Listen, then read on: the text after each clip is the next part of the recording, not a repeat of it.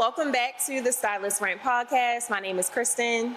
And it is your favorite stylist, Tone, aka the Stylish One. And I'm super excited because today we have another special guest. We told y'all we was bringing guests this season, so we're super excited. So I won't keep you guys any longer. Introduce yourself. Hi everyone, my name is Miya Shelae of MSAT Interiors. I am here to talk about all of the interior styling that I do around home, businesses. Yeah. We like that. We like that. That was good. Alrighty. So, a couple questions we're going to ask you just to get us started. So, just tell us about your journey into interior design and what drew you to this field. Sure. So my background is actually in visual arts. So it started as far as me painting, drawing, sculpting, all the things in the visual realm. And it pretty much merged into interiors as, you know how like you just find out that you enjoy doing something that you've always done. It was sitting in the background. And one of my friends actually gave me the opportunity to do her lash suite. And then that pretty much catapulted everything. I remember that project. Yes. How long ago was that? That was in 2018. Okay. Yeah. Yeah. Yeah, she said we are almost 12 years in the game. Yes. I love that. Okay, so how would you describe your design aesthetic in 3 words? Chic. You know, we love the word chic. I would say it wouldn't necessarily be like a way to describe it, but my signature style is utilizing juxtaposition. And I would say a maximalist. I love that. And that's so similar to, obviously, personal style, because we love a juxtaposition. Real bad. The unexpected. Yeah. Real bad. Those things together. Like even you, very mask up top, but then you got the little open toe shoe. Like I love it. Yeah. I love it. And I love those glasses. We get those. Sounds like Amazon. Oh, girl, I like them. Okay, all right. So what's one thing in your home that perfectly reflects your personal style? I would say my artwork. Part of it being a juxtaposition, I'm the type, I'll have pretty much neutrals or have anything that's kind of like subtle, calming, and then the artwork is something that strokes an emotion. So I have like a picture of a woman swimming. I'm not gonna lie, when I saw it, I was like, that's it. Like it had nothing to do with nothing, but it 100% works. Yes. And then like I have like an envelope that has like just like some text on it. But again, it's like it's subtle, it's simple, but it just makes the entire space come together. And I think like when I think about my own individual personal style, it's like just random things. It's like, oh yeah, that's the thing. Like that's the one thing, something off, you know. Yeah. I was gonna ask that. How do you feel like you've like cultivated your personal style, and has it evolved over the years since you've been doing this? So I've always felt like I had a sense of my own individual style, but I think now it's like to the point where people will see stuff and be like, that's you, or like just anything. And I think by me being so into aesthetics naturally, it's just the way that my eyes just work. I can't even help myself. So it's like naturally I'll come across things that are different. I'm not necessarily the type of person that really goes for trends, but you know, like when you know what it is that you want and that works for you, that makes it 1,000 times easier. And I think that's where the core of personal style starts, not trying to, you know, do what everybody else is doing. It's like, does this actually make sense for me? And then doing that in interiors is one of the biggest ways that I'm able to make it personal for my clients, because you can go on the internet and see inspiration, but it's like, does that house actually make sense for me and my 4 children? Like, like you'll love a space, but I'll ask my clients, like, well, is this realistic for your lifestyle? And then that is how you create a personal space as well as personal style. Yeah. Because I be sending you stuff. Yeah. Like, just like I'm guilty. Yeah. I mean, I was going to quickly ask about your clientele. Like, who is your target audience? Because they have to have a certain personal style to like what you like. Yes. So my entire mission is to make interior styling equal for everybody. So as far as a target, I wouldn't necessarily say I have a target, because the whole point is to make it accessible for everybody. I don't believe that you have to have a maximum budget in order to have a well-designed space. I believe that it should be accessible to you. Even if your budget is $1,000, $500, I'm going to figure out something, you know, for you, because it's beyond just a space that looks nice. It's all about the psychological things and how it affects you. So I don't feel like that should be limited to somebody with a max budget. So if you know, have your 1-bedroom apartment and you just moved and you're trying to make something shake, call me. I don't need you to, you know, to feel like you have to, oh my God, I have to save up to be able to do this, that, and the third. It's like, no, we can make something shake at wherever. Put me in any store. I guarantee we'll be able to find something, you know, for you to make your space grand. I I love that, because that kind of transitions into the next question of what do you think is the most like miscommon myth, or like, you know, just what's one big misunderstanding about interior design? It would be that people feel like they need to have a huge budget. You don't. And then once you do the research and you're familiar with the product, just like fashion, you'll know you can get that from here for way less, but you know you're getting it from a specific place, so they're gonna put the tag up. And then you're thinking like, oh, it costs this, and it's like, actually, we can get you the same thing, a little different, whatever, get you to achieve the same look for a fraction of the price, but people feel like it has to be this, and it really doesn't. And a lot of times the spaces, and I will say, like a lot of other designers, they know that, but they're gonna mark up or they're gonna source from here just because it sounds good or it looks good. But I just pride with integrity. So it's like, if that literally does not make sense, I'm not even gonna get you something from a place that if I know that you can get you that same lamp or look something different from Walmart for, you know, $40 or, you know, wherever, versus getting it from a high ticket place and it's going to be marked at $300. I'm not going to make it seem like, oh, it's impossible to achieve that look. And I think that just goes with really knowing how to source and knowing like your resources. But that's why people hire a professional, because, you know, most people, they don't know. But I love that, because that goes back to something we talk about on every episode. It's going to be expertise over influence any day, because that is your expertise. So like you said, you know the ins and outs of it. So me following you on Instagram and trying to emulate everything, you know, you have, it's not going to work well for me, because it's like, dang, I'm shopping at freaking Crate and Barrel the whole time. She over at Target. Exactly. She over at Walmart. It's exactly that. So, you know, I really exactly do love that. that. And again, it does, you know, it just reinforces something that me and Chris are just very, very passionate about, and just knowing your realm and just being an expert in your field. Yes, absolutely. I Absolutely. wanted to ask, are you into DIY? Because I'm not. I know she is. That's not my ministry. So do you do that to save a coin, or? So that's my thing. I'm not gonna lie. I can. Okay. She can. I can. Listen, with these hands, they could work. But let me tell you something. I'd be like, no. I will change exactly my how I whole am. vision.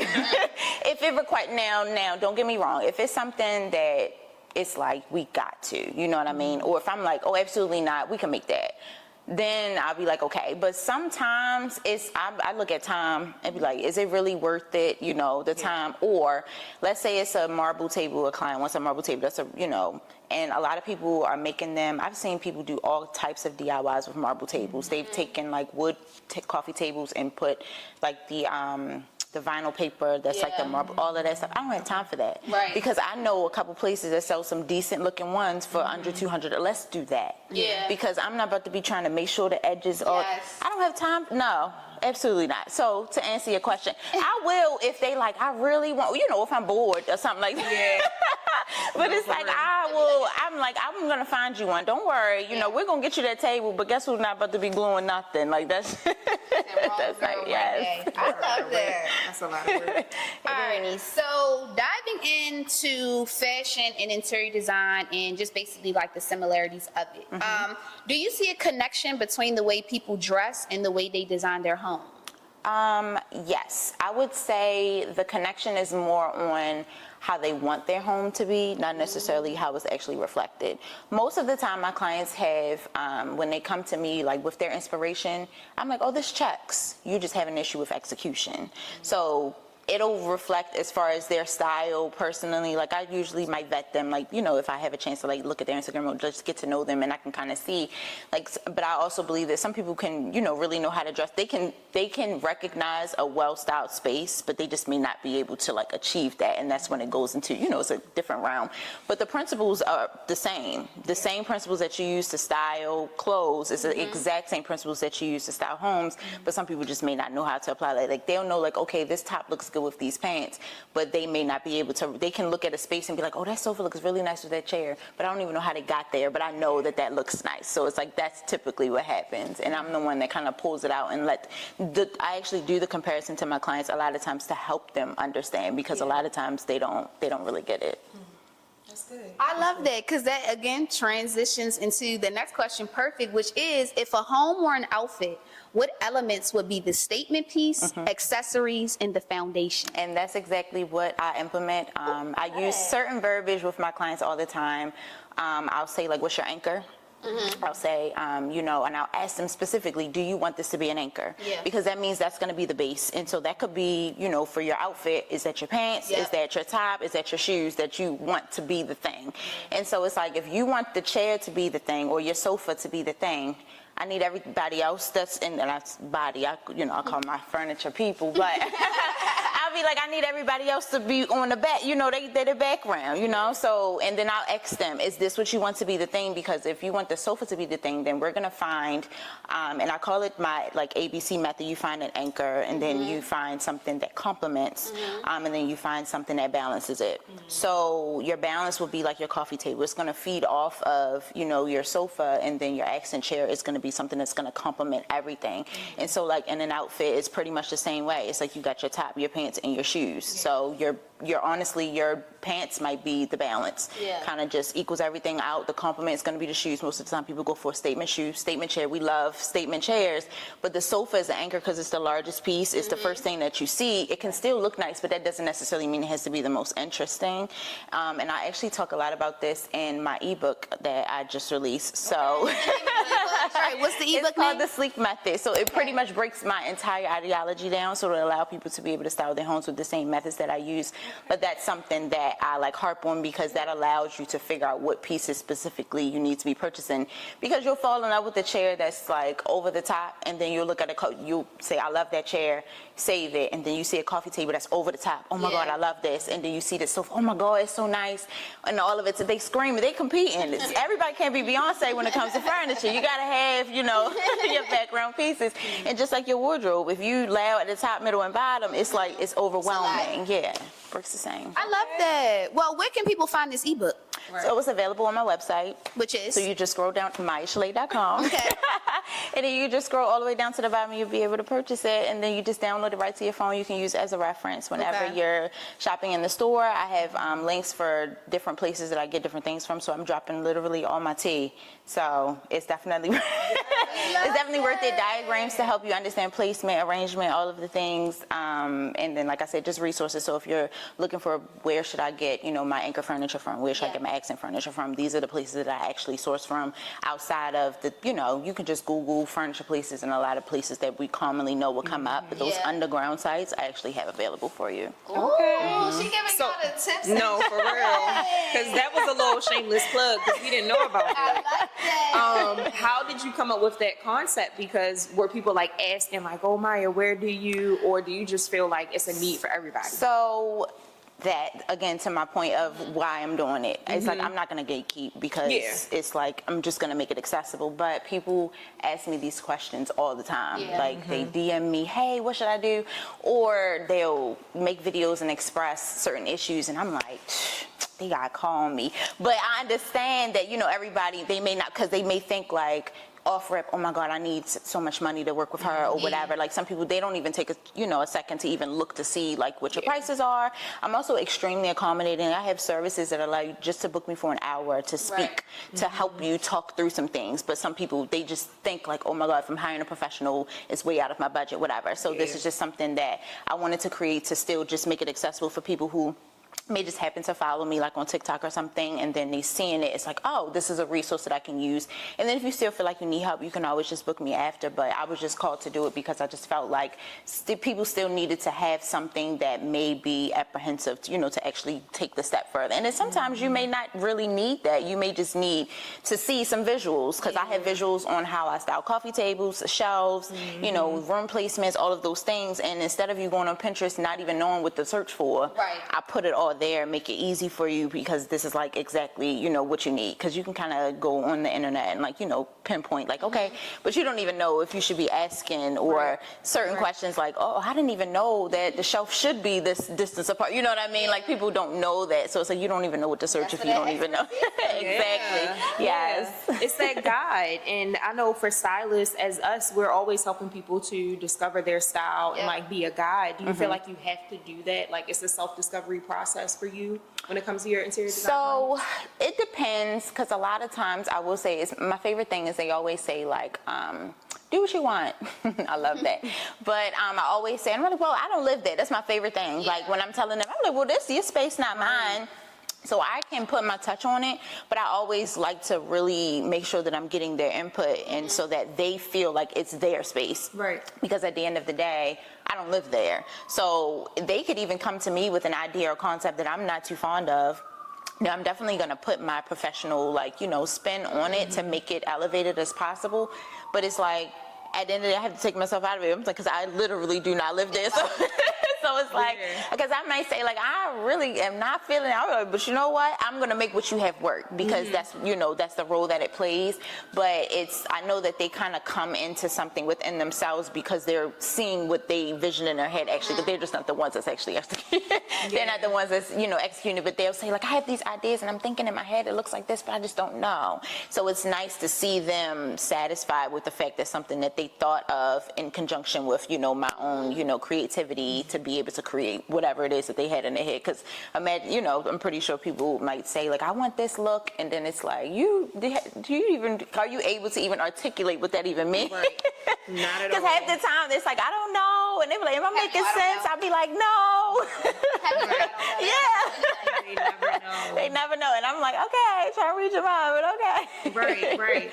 And I mean, I was gonna ask, this is separate from the next topic, but have you gotten into a relationship with a client and y'all weren't on the same page, and you've done all of this work, you spent all of this money, and they're not satisfied? So that has never happened. Okay. As far as Hopefully them it not doesn't. being right. As far as them not being satisfied, but I will say, I'm very straightforward with my clients up front, because the last thing I want to do is put the time and energy into a project and then you telling me what you want. Because I tell them that I did have a few clients before where I've had to say, well, do you need me or not? Oh, that's my favorite line. Do I work, heal you? Because you telling me what you want, you can go ahead and do it. Like I'll, propose something, or I'm presenting an entire, thing, and it's like, oh, but I was thinking this, and they're sending me stuff. I tell my clients, I'll be like, from this day, after the consultation, if, once I'm like, from this day forward, don't look at nothing. You're not allowed to go on Wayfair. You're not allowed to go on all, because I don't need you and then when they do, I'll be like, you're doing my job. So annoying. And it's like, I get it because they're like invested, but it's like you are taking it's like you're really pushing. Now, it's different when you say, like, I really love this couch, can you incorporate this, and then that's it. But you being like, oh, I saw this too, or whatever, and it's like every day something. and then it's like, at this point, this is your project. And now when I'm, giving you feedback, it's like, oh, but I was thinking this, and it's like, okay, so do you need me to create, or do you need me to assist? Because those are two different services. Right. But I think a lot of times people think like, oh, I want you to design the spaces. Like, no, you want me to make what's in your head make sense, but only within that parameter. And I've also had people want me to recreate exactly what they saw, and it's like, I'm not going to do that. I'm going to put my spin on this, but they were gung-ho on it being just like that. So there have been times I've had to do that. Like, I'll source you. They didn't know where those pieces came from, so they like, I need you to help me find this, and this. Now, I still, I'm still going to flex it here and there, but I've also had to explain to them sometimes, I'm like, this just doesn't work for your space. So I get that you want this, but you literally have two windows in the space where they have mirrors, so you can't achieve this exact look. So this is why and then I have to explain those things to them as well. Like, I will say, like, I'm making this change or adjustment because of budget, because of space, because of, different factors that they're not just thinking about, because people will just see a space and think like, oh, I want my space to look exactly like that. And I'm like, your ceilings aren't tall enough for that. So let's be realistic here. Let's analyze the entire space. Stuff like that. I'm like, Let me tell you, that's chapter 1. You got to look at your canvas. What do you have to work with? Because if it does not make sense, no matter how many pieces you buy, the great piece, you can lay them out all you want, but if the way the room is set up, if it does not work, it'll be like, that chair is nice, but the room, it just does not work. But people, will just look at an idea or a concept, and they're not being realistic, with themselves about how that's like you looking at a space that's designed on like a Miami loft, and you have this 1 bedroom little, box, and you like, I loved it, and it's like, let me bring you down for a second. We can give you this look, but it's not going to be exactly, you know, like that. And that's tough for people to accept. So that is like a difficult conversation sometimes I have to say, or really just like to explain to them. But it just goes back to just really understanding, like, you can still get a nice space that feels like you, that's what you want, what you're inspired by, but you just have to make it realistic for yourself and come to terms with that. And that's so similar to some of the things that we deal with, because people come to us thinking, you know, as we're personal shoppers, like, this is exactly what I want, go find this. And it's like, well, wait a minute, that's not what we do. You know, we are here to create and, you know, like you said, kind of bring that vision to life. So it's just a matter of getting on the same page as the client and making sure y'all understand what's going on. I think just to add another little tidbit to that as well, just to go back to what you said, like, I dislike when clients send me something and want me to do the exact same thing, because why don't you just go to the person that made that? Like, if you see this lady made this dress, why are you sending that dress to me to ask me to make that dress? Go to the lady. But then again, like you said, it goes back to, they probably checked her price and so that dress was 20 racks. And they're like, oh, well, Tone, did you think you can make it for 10? I can't. If she just made that dress and she said that's what, you get what I'm saying? So that is something that really just stuck out to me too, because it's just like, I cannot copy and paste what's not mine. Correct. So I don't get why, you know, people have that expectation in their head of, oh, they do this, so maybe if I just send them this, they can do that. You get what I'm saying? Yeah, and with fashion, it's like that as well with, like, you outfits, you know, top head to toe, top to bottom. You know, nowadays it's very common. What's the link? What's the link? What's the link? And it's much easier to fully achieve a look as far as fashion is concerned, because you can quite literally buy the top, the pants, and the shoes and look like, you know, the person that you got the inspiration from. But when it comes to interiors, I will see people, again, because it goes by your canvas. So you can have the exact same table, the exact same setup, but if your, you know, if your anchor piece or your complementary piece is not the same, it's not going to look like the same space. And that's part of the reason why I never mind sharing where I get things from, because it's like, no matter what, it is not going to do, because if unless they live in your exact home, it's not gonna, you know, it's not gonna look the same. And that is the thing that people don't understand. It's like, you can get the whole, all the pieces, but if you don't have my clients' floors, if you don't have their walls, their windows, you know, all of those things interfere with how things look. And then you'll be upset because you got the carpet, and I specifically sourced this coffee table because she had, you know, wood floors. Like, there's reasons, you know, why you do those things, and then you'll come to terms and think like, why is it not looking? And it's like, because this was curated for them. And that's because when you're saying that, the canvas, that's literally people's bodies. And exactly. As soon as you said it, I'm like, that's why I talk about body shapes and like measurements and all those things. Because just like you said, you can grab a link easy and put the same outfit on, but it's not going to look the same if your bra size is the same. You got a different butt. It's not made for you. That's what I'm saying. Size, you need to decorate for your space. I get it. And people don't understand that. So that's why I'm glad that you have that ebook that guides people and like gets them to realize, like, yeah, this is this and this is why. So I love it. With the body Bible. No. Yes. So I know you're not into trends, but you know, I think it's important to at least know what they are, which I'm sure you do. So what are you seeing right now that's currently in the interior design space? So right now it's a lot like fashion. Like, it's no rules right now. Like, everybody's pretty much doing whatever they want, and I love that because it got to a point where it's like, oh my God, okay, this is the thing. Everybody's doing this, everybody's doing this. And now it's like people are actually into developing their own like space. And also going back to traditional, so like that millennial gray is pretty much out.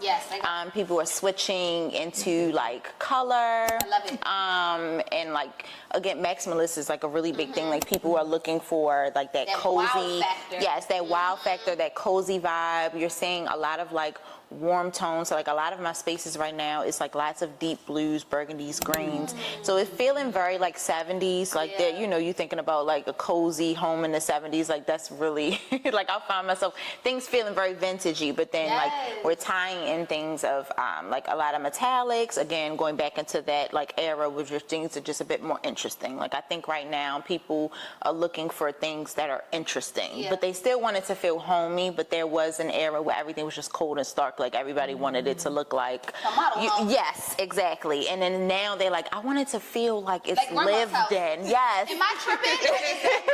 No, seriously. Is that not the thing right now? Like, and again, this is not my expertise.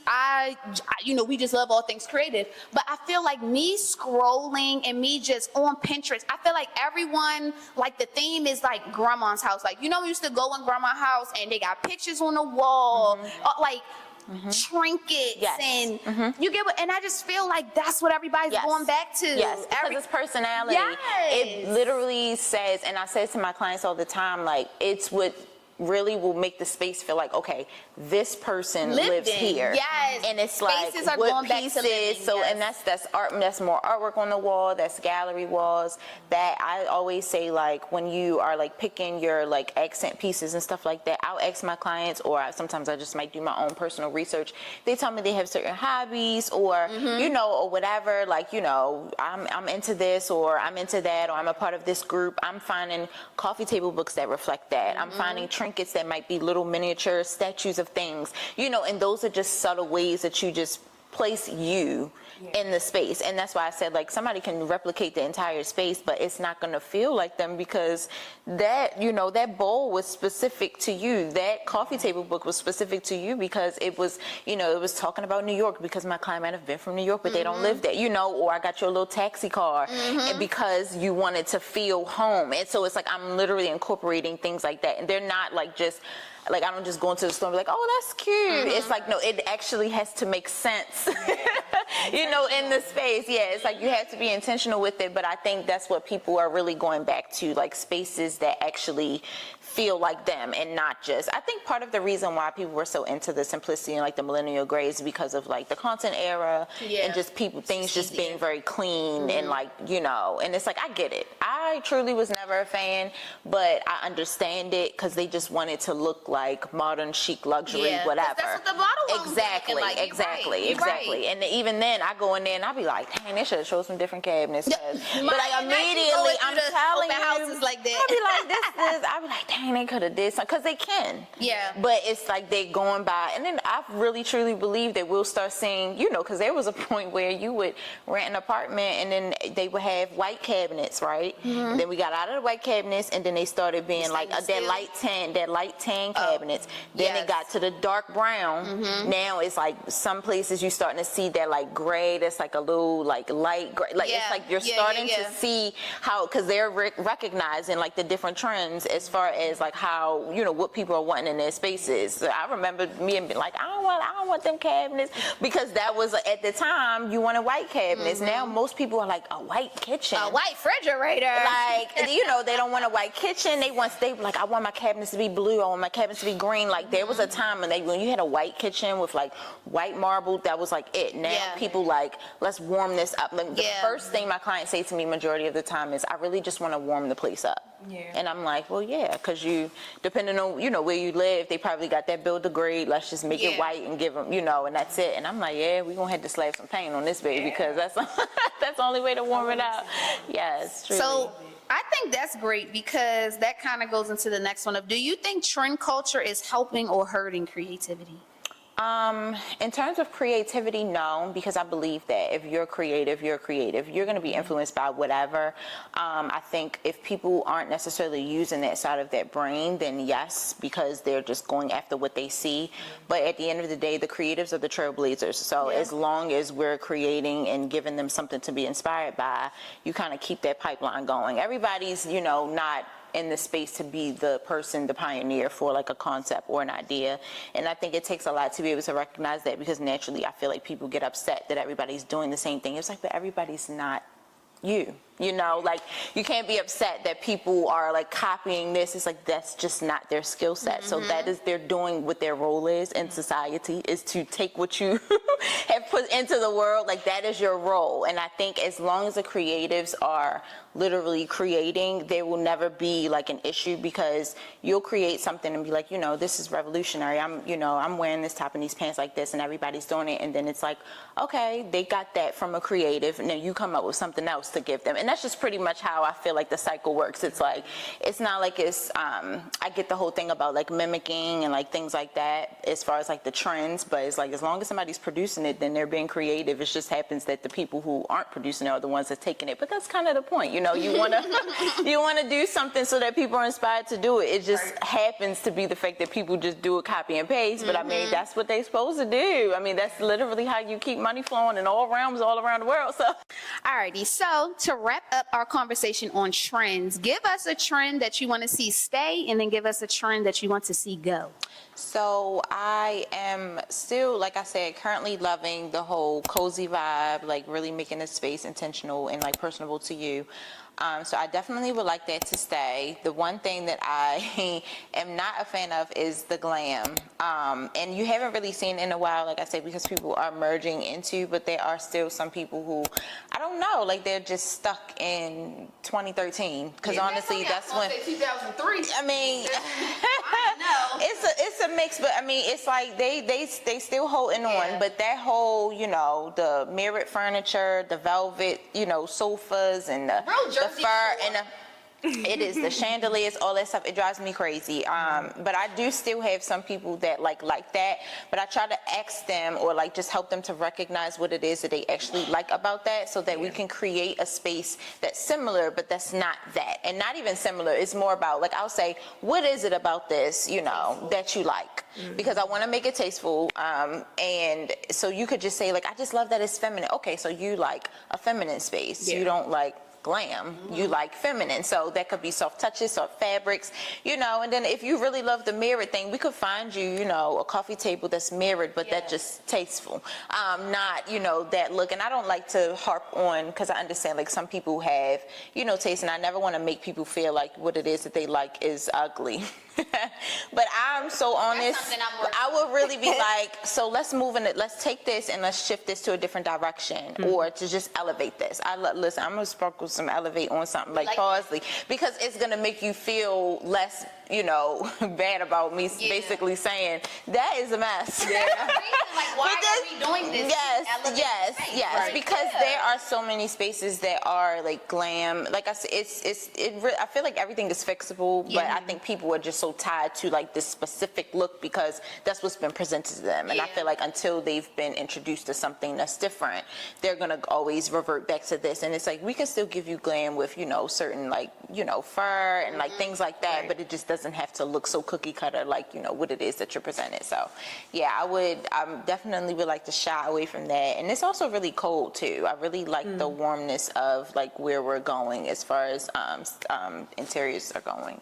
Yes, we love that. So we know you're an artist. How do you feel like your art has influenced your interior design and your approach? So like I said, the principles of design and art are pretty much the foundation. So understanding space, understanding color, pattern, texture, understanding like balance, all of those things are principles that you use. And it's not just with interiors. I mean, it's quite literally with fashion as well. And then it's in architecture, it's in everything every place that we go, and then all the spaces, you know, that we interact with, those principles are included, because you're thinking, you know, the ceilings have to be a certain height to balance out the windows, you know, the sofa needs to be a certain size to balance out the size of the room, the jacket should be a certain size to balance out your pants. Like, those are the things that, again, we're using the same word balance, we're using the same colors, we're using all of those. And so really just being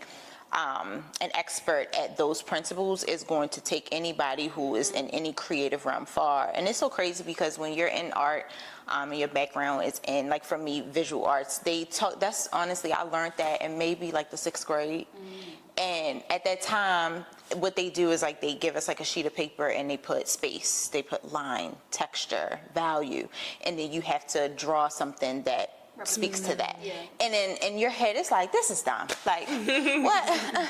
But then it's like, as I'm doing things, it's like you don't realize that you're applying those principles, but it's like that really is the formula. And so I tell everybody, start with the basics, I'm telling you, because once you're a master at understanding line, pattern, texture, like all of those things, you'll be able to take any space and turn it into something. And I think that's why people are so drawn to the spaces that I've like created, because I 100% understand those values, and it comes into play. And that's like with pattern mixing, because not a lot of people can really understand how you can mix multiple patterns.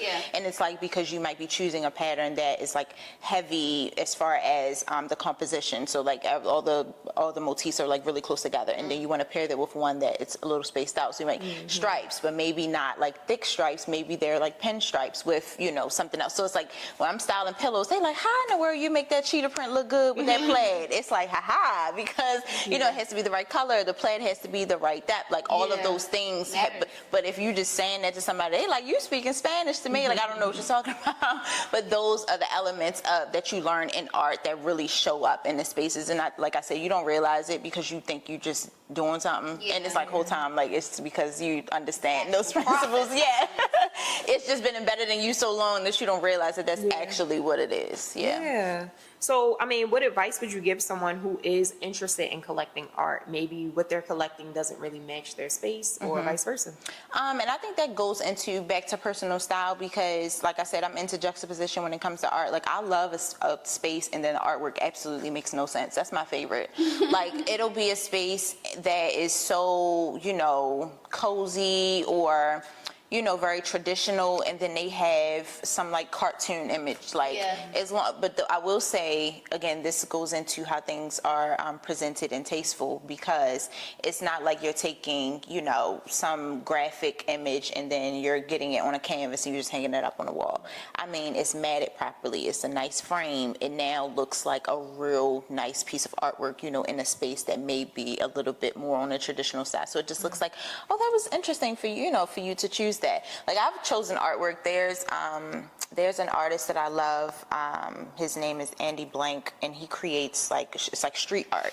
So he has one of the pieces that he got really popular, I kid you not, it literally is just a spray painted smiley face, right? And the smiley face, none of them are the same because it's quite impossible to, do the exact same thing.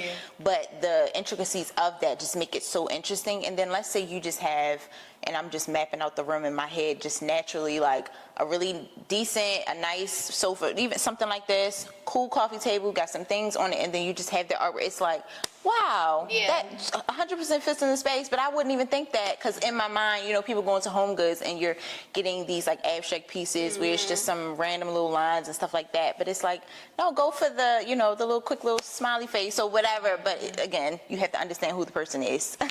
So it's like, if it's tasteful to you, if it makes sense to you, I would say like there really are no real parameters, especially when it comes to art, because at some point it has to speak to you. So it's like, if it makes sense to you, or you feel like, I just really love that artwork, can you make it work? Like I know I have clients that say that, they're like, I found this, or I got this from somewhere, like, can you make this work? I'm like, yeah, honestly, it doesn't even have to work. Honestly, we can put it up on the wall. That's the thing. That's it. That's it. Alrighty, so we talked luxury and accessibility. So I don't even know how I want to start with this. All right, what's one design investment that's worth the money?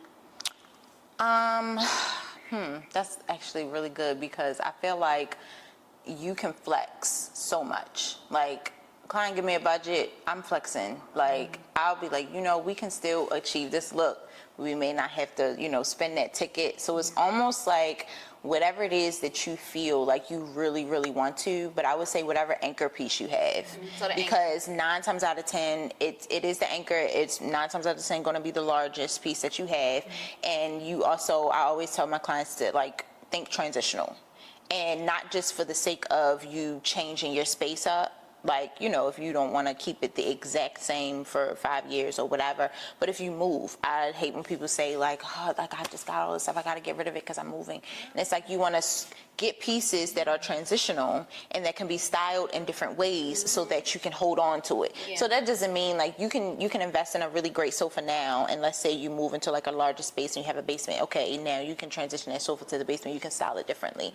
But I think people will spend their money on, I'm just going to say, a cobalt blue sofa.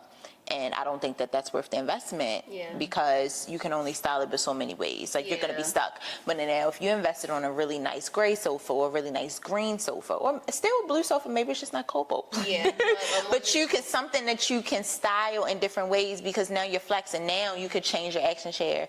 Like, your sofa being your anchor allows you to change those balance and those complementary pieces, and you completely flip your entire space. Now you feel like you got a whole new room, and then you don't feel like you need to sell your sofa every time you want to change something in your home, because that happens a lot. But it's like, also, if you're investing in it, 9 times out of 10 the quality is better, and now it can transition to you, so you can move from apartment to apartment. And I feel like you got to start over, you know, every single time, because we know that's a thing. Everybody's like, I got to get all new stuff, and it's like, well, no, if you invested in it, if it was a good one, you know. And that's not just the sofa, it's the bed too, or really just anything that you feel like is going to be like the base of the heart. Like, I think that's where, if you are going to invest in something, it should be whatever you feel like would make sense for you to transfer it to, like the next place, or that would make sense for you to transition out of. Okay.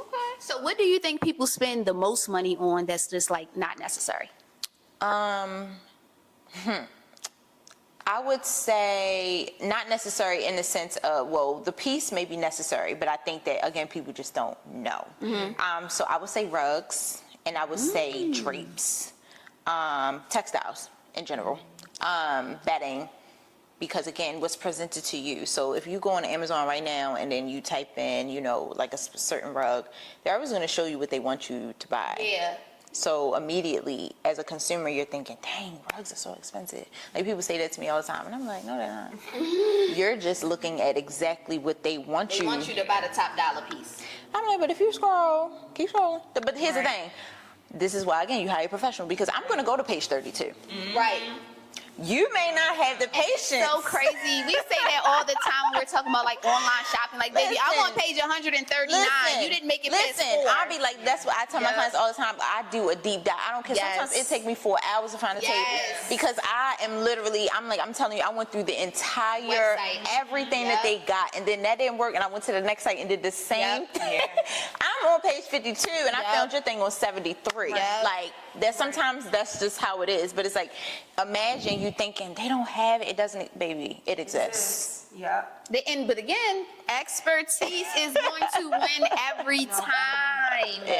So it's like, people are going after, they'll go and they'll find, like, people say, I didn't know drapes are so expensive, and I'm like, where you get drapes from? Right. But if you The go first page. exactly, but if you go on certain sites, again, like I said, knowing your resources, if you go on certain brands, yes, they're gonna say your drapes is $780. I'm like, where? Yeah. Not over here. So when I post it, they're like, where are these from? And I'm like, baby, no way. Yes, page 10. But people also think too, when they spend a lot of money on stuff, they're purchasing quality stuff. Exactly, which and a lot of can work times- sometimes, but then sometimes you're spending all that money on them drapes and they don't even work. Exactly, and that's why I said, like, it's really important to understand, like, what it is that you're getting, and you're not just tying it to where you're getting it from, because most of the time it's the exact same. And then honestly, if it's styled well, you really can't tell. Can't tell. And that's just like with clothes, because people, where did you get that from? And then you tell them, like, oh, this from, they're like, no way. I was like, yes, because I put it together. So it's like with your home, just because, and I say this in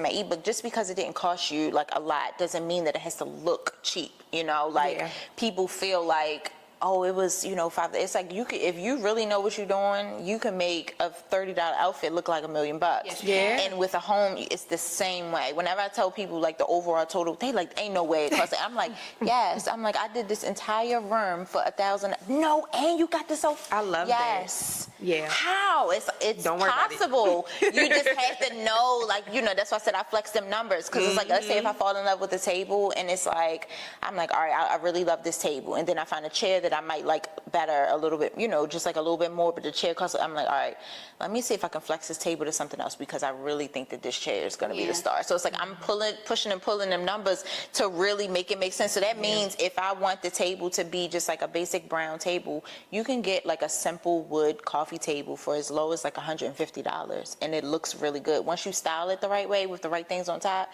So then you can spend more money on. But people will be like, if you go on another site and you find a brown coffee table, wood coffee table, it might be like $800. And you thinking, oh my God, this is ridiculous. That's the whole budget. And then I'd be like, well, no, fool, get it for $150. But you know, you're just not thinking because that's just immediately what's presented to you, or you're thinking quality. And I'm like, a lot of times it really is the same materials. It really is the same materials. And that goes back to us too, because we always have the vendor conversation or the manufacturer conversation. You get what you pay for. A lot of the stuff does come from the same place, but like you said, that $150 table and $800 table, they could have literally come from the same exact people. But like you said, it could just be, that's a little cherry wood and that's just the regular cedar wood. You get what I'm saying? Like little things like that, obviously, yes, it does matter. But a lot of the stuff is coming out of the same place, but just due to like name and face value, they can charge, Chanel can charge you, or Tiffany can charge you $1,800 for a coffee table, but then you go and Ashley Furniture, it's gonna be $400. Exactly. It's just all about position. And then you also, I feel like, have to recognize what's important to you. One of the things I like to ask on like intake is like, are you prioritizing budget? Are you prioritizing timeline? Are you prioritizing quality? Because that's going to determine where I'm getting pieces from. So timeline is because sometimes things are custom. So if you're willing to spend that money on that table, but they got to make it custom, You need to be waiting. or you know you want a sofa and you want a specific color, so now it's custom, so you got to wait 7 to 11 weeks. Or if you're prioritizing budget, so that means I'm going to give you the look for less. You know, you're still going to have the look. You might be compromising on quality in some areas. Now, I'm never going to source you no foolishness. Right. But it's definitely going to be, obviously, the table just may not be, that solid wood made by the, whatever, the best craftsman. But when you look at the room in the whole, you're not going to be thinking like, what is the material on this table? It's going to be looking like presentable. Exactly. So it's like, but then I do have some people that are like, no, I don't want any furniture from this, but I only want, and it's like, okay, then that's your priority. You know what I mean? So that means that you've allowed more cushion for that being your priority. But if you're telling me, Maya, don't you go over $1,500. When I'm telling you, when I'm sourcing, I'm adding everything up, tax and shipping. I ain't playing. So I'm gonna keep you at your number. So then when I send them something, they like, oh, I was liking this. I was like, well, they were like, I was thinking this, and I was like, well, I sourced that because you said don't go over that number. Right. So then people start to, okay, well, I don't mind flexing in this area. So then sometimes people might allow a little bit more room, but it's like you have to be able to recognize, what it is that you're willing to like budge on, because that can interfere with where you're getting the things from, the quality, and like all of those things. But off rip, people are gonna think like something is way more expensive than what it is, just because that's immediately what's presented to them. But it's like 9 times out of 10, you're just looking at the wrong place. Yeah. Everybody got Where the same that thing. expertise comes in. I was gonna ask, like, what does luxury mean to you when it comes to interior design? Because a lot of people assume the price reflects luxury, but obviously, I think overall, just the space being styled to in a tasteful way, in an intentional way, is luxury, and just the luxury of a space. Like I said, the luxury of a space being, styled. Because I think people, you could just put some pieces in a room and it's just not going to feel like anything. What is creating a space that's going to evoke an emotion or make you feel something? Because my mission is, at the end of the day, if my client has booked me, they should come home and be like, this is it. This is it. Speechless. So if you're stressed and I curated your space, now I ain't do my job, because you should come. It's like, well, now you gotta clean up, because you can have all the nice stuff, but you're not keeping up with your environment. So now you can't even see the pretty things. Like, if you have a space that's styled intentionally and, you've created that space that makes sense to you, is homey, all of the things, that evokes like a positive emotion. And that is the true luxury.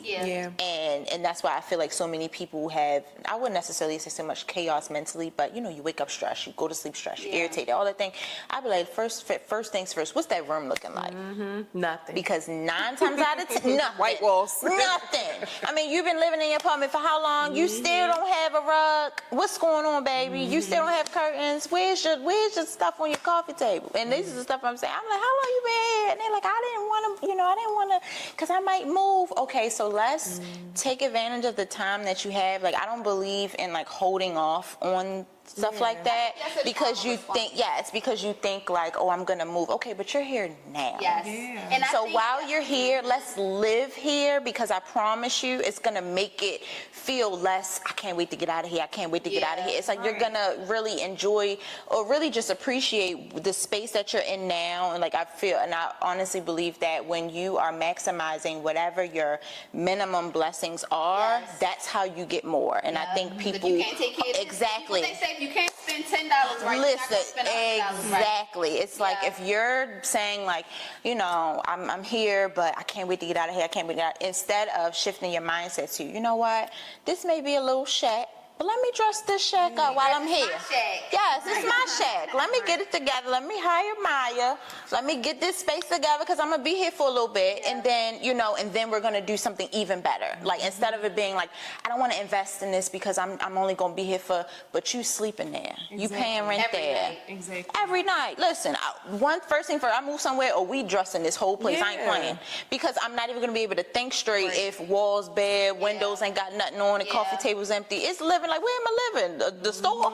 Because that's what it's giving, just furniture everywhere, no, you know, no liveliness, and I just think that that's just counterproductive. And I think that is the true luxury. The feeling that you get from having a space that is, you know, style, and it doesn't come with a price tag. It really is just about how, you know, the pieces are put together that really like create something special that you can feel, like you actually feel. Yeah, I love this conversation because there's so much alignment. Because I mean, Definitely. even when it comes to style, people and them wanting to lose weight, I'm this size right now. I don't want to invest, but it's like you're not going to be this size for, you know, you don't know how long you're going to be this Correct. size. I'll switch it up. You don't know how long you're going to be this size, so why not invest in the right pieces now, so that you feel good right now, and then when you get to the right size, you can start making those choices. Because I tell people that stuff too. Just with the transition of fashion right now, there are so many adjustable clothes. There are clothes that are meant for you to lose weight in or gain weight in and things like that. But again, you wouldn't know that if that's not your expertise. So I gotta go to the experts to figure that kind of stuff out.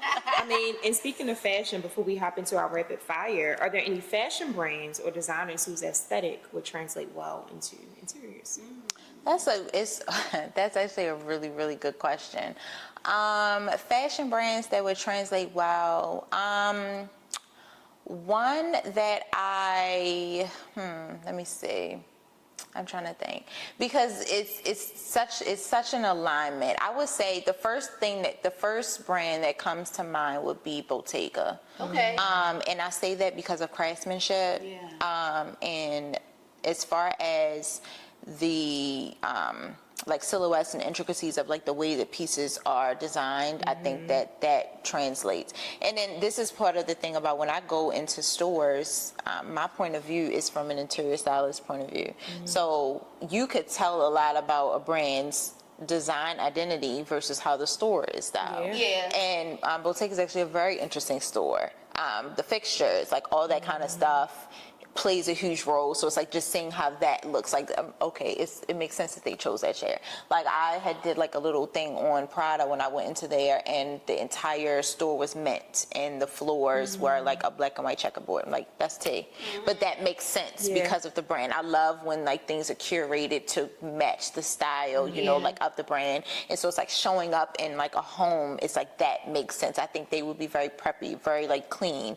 But like as far as like Bottega, when you think about like the way that their leather is crafted, I can see a little the woven details, I can exactly. see. Like immediately, that's what I thought. Like that would be so good. Like the way that they do their woven details on a chair. Oh, I mean, we've seen it, and you know what I mean. Whoever designed that chair could have been influenced by. Right. And that's the thing about inspiration. Like when I ask my clients to send me inspo, sometimes it's actual rooms, and then sometimes it's just random things that you think, you know what, I know that this don't have nothing to do, but I really love this, you know, I really love this bag.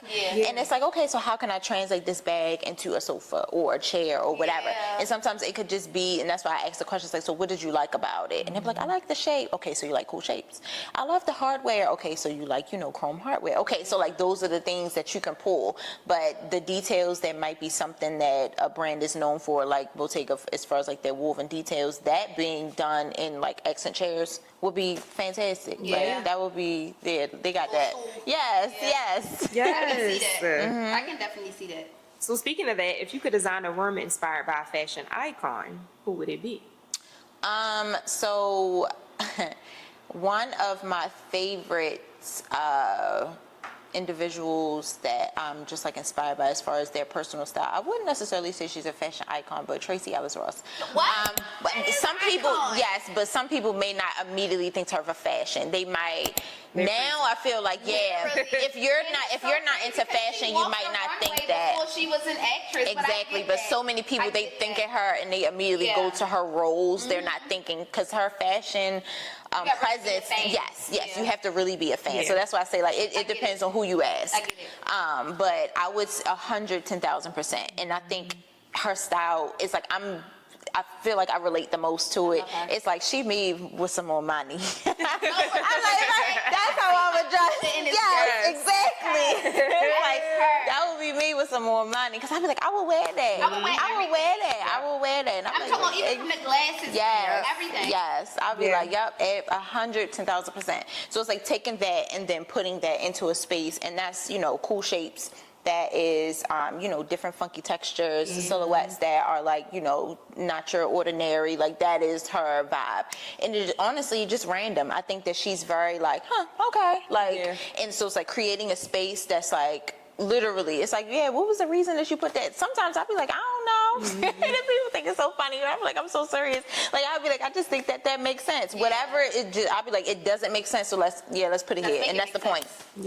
Like now, it's like, oh, and I see what you did there. And I'll be laughing like, girl, I just thought that was cute. And I put that right there. And it worked, exactly. And it ends up working because it's like, it's intentional because you knew you want something that was like, that doesn't really make sense, but by you putting it in the space, now you're officially giving it a role. Like it's like the role here is to kind of balance off. It's a question. I like to add things or include little moments that spark question or curiosity amongst guests or whatever, and it's like that may be the thing, and I feel like she does a really great job of that. Like you'll look at the entire outfit and then the shoe will be the most funkiest thing, and it'll be like, what in the world she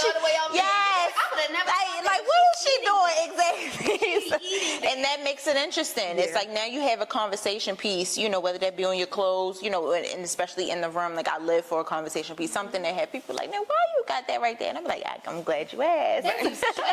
Exactly. Yes. Well, that was such a great conversation. I kind of want to. Let me go home and get my house together. No, for real. I want to get into some rapid fire questions to close us out. So this or that. So Okay. you want to choose. We're going to give you two options. It don't matter.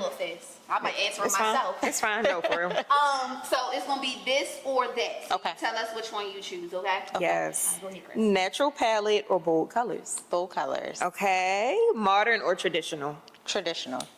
Minimalist or maximalist? Maximalist. Vintage finds or brand new pieces? Brand new pieces. Okay. Statement artwork or statement furniture? Let me break this answer down so I can know if I get my house together. Ooh, you got me. Dang. Because they both do the same thing. It just, it's like, it really depends. Yeah. I would say furniture. And let me real quick say why. Go ahead. Because the average person does not have a true emotional impact on visual art. It's one of the, it's like, it's around us everywhere, but it's one of the dying arts because people don't always value it. They don't value like a picture. Like you can paint something, they be like, I love that picture. And they be like, this thing took me 20 years to paint, you know what I mean? And that's how they just look at it. I love this, they want to hurry up and print something and then get it printed on a canvas. Like they don't value it. But if you have like a really dope chair or any furniture piece, people would admire that first before, they admire like artwork. It takes a person who really has like a certain eye to like look at an artwork and be like, that is a really nice like piece of art. So I think the furniture. That's good. Favorite room to design? Bedroom. Okay. Most underrated design element? Lamps. Okay. And you already kind of answered these. One design trend you're loving right now, and then one design trend you're over. Yeah, so I'm loving the cozy, really intentional, and I'm over the glam. Okay. We love all of that. Yeah. Anything you want to add before we do our closing question? No, I think this was very insightful.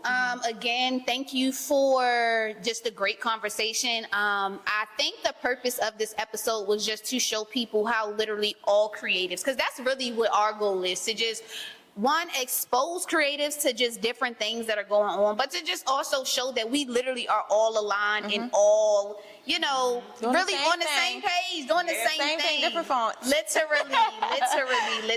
So again, thank you for, you know, sharing your expertise, you know, a little bit of your personal testimony. I know you and I have been working I think our first shoot that we did together was that like 2014? Yeah, I was about to say probably like 2014, 2015. Because y'all, listen, just a little tidbit real quick. Y'all know me. I work with the same people because I value my village, I value my people, and I value those who value me. Maya, I didn't know you since middle school. Yes. I've known Maya since middle school, meaning that she has been painting and drawing. And she's known me. We've always did the same thing. I've always been into fashion. This girl has always had a paintbrush, a pencil, something in her hand. So in 2014, when I was running my magazine newsletter, you know, I've lived 50 lives. I immediately called Maya and I'm like, Maya, I want to feature, you know, your artwork, because Maya was making huge canvas paintings, and hopefully by the time this video drops, I can go back and find, because y'all know the internet is a crazy place now, but I want to go back and find that shoot to just show how far we've come. But I've always loved interior. I've always wanted people to see the intersection of art, fashion, and home. So what is this, 10 years later? Yes, We here, yes. you know, so thanks for sitting with us on the podcast. Thank you for having Like I said, I feature the same people, especially if they doing what they supposed to do. So, listen, I ain't never running out of people to talk to, because Consistency is key. Listen.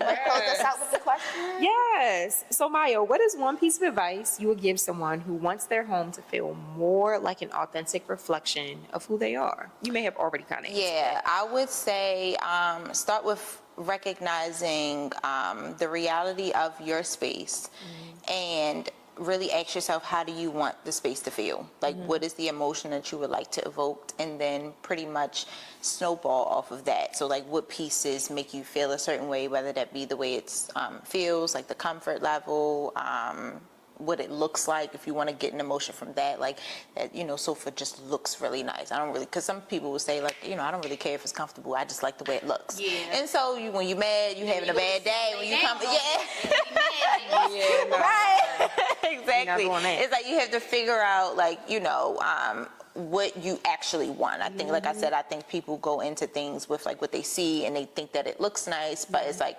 really honing in. And sometimes that means writing it down, like literally, this is what I want out of this space. But overall, if you say like, I want the space to just be intentional, I want it to feel like me, sometimes it just takes like a little bit more personality. And that could just be from either yourself or hiring a professional. I will say, and this is just like a little bit, I would stay off of the chat. And that's only because you need a soul to add some life into your home. It can give you some decent ideas, but the warmthness, like you can feel the difference in a space that's created by somebody who has the essence of love. Yeah. I'm very intentional about the spaces that I curate. Like I take a lot of time, I incorporate and include all of the details that clients tell me about their lives. And I think that really sets the tone for creating a space that's, you know, like intentional, because you have to consider all of the factors, your career, your lifestyle, your children, you know, if you have pets, like all of those things interfere with my design decisions. So if you're doing it yourself, literally lay out, this is my reality. I'm messy. So I don't need no white furniture. You know what I mean? Like, or I need furniture that's easy to clean or whatever. Like those are the things that you have to really like ask yourself, and then take that, and then just whenever you're like sourcing things or you're looking for pieces for the home or, you know, for your space, ask yourself those core questions. Like, does this align with the actual life that I actually live? Yeah. That's good, because we talk about that all the time. Oh, baby, not us.